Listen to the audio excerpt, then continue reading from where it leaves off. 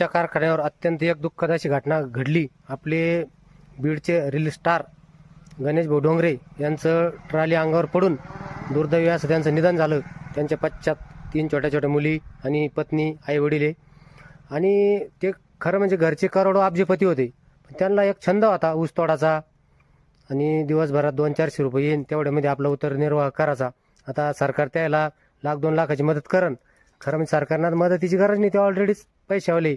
मदतीची गरज तर खरं म्हणजे विमानात प्रवास करणारे ते गरीब लोक राहत्या, त्यांच्या नंतर कुटुंबाच्या उदरनिर्वाहासाठी सरकारनं त्याला खरं म्हणजे करोडोमध्ये मदत करायला पाहिजे.